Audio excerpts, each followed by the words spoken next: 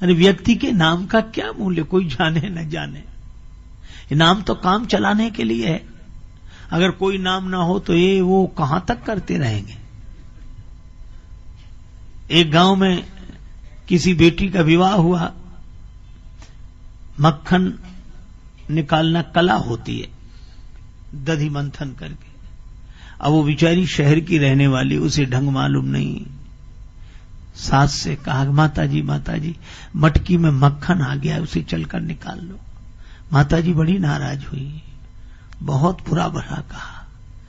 अब बहू समझे नहीं बात क्या है। सही बात यही थी कि बहू के ससुर का नाम था मक्खन लाल। और वो ऐसे ही चली गई कि मटकी में मक्खन आ गया। उसे कान पकड़े, क्या आइंदा ध्यान रखूंगी। पर उसके लिए तो फिर वही समस्या थी। तीसरे दिन फिर वही समस्या। तो गई, बोले माता जी मटकी में वो परसों क्या। अब वो फिर नाम लेना पड़े। तो यही बोली कि माता जी मटकी में ससुर जी आ गए, उन्हें चलकर निकाल लो। तो हम लोगों के नाम तो काम चलाने के लिए हैं। कोई भी नाम बना रहे। एक गांव में एक आदमी का नाम था ठनठन पाल। उसकी पत्नी को बड़ा बुरा लगे, क्योंकि मोहल्ले की सब बधुएं कहती, देखो ठनठन पाल की बहू आ रही है, वो ठनठन पाल। तो उसने अपने पति से कहा कि नाम बदलो। पति ने कहा कि नाम में क्या रखा है, कुछ भी बना रहे। नहीं बदलो, नहीं तो मैं घर बदल कर चली जाऊंगी, मायके चली जाऊंगी।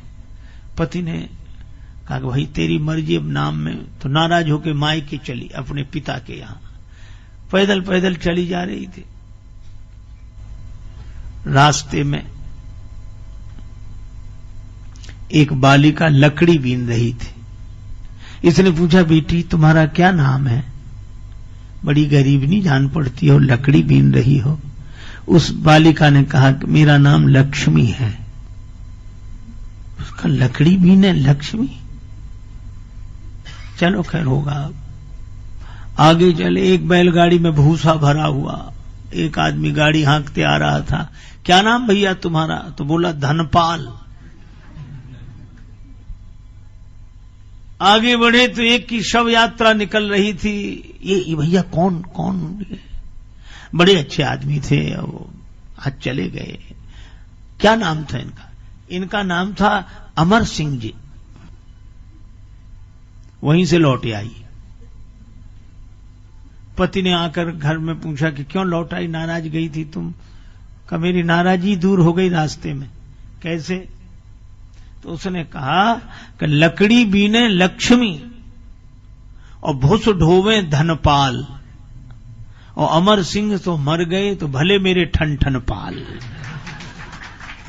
जब यही सब होना है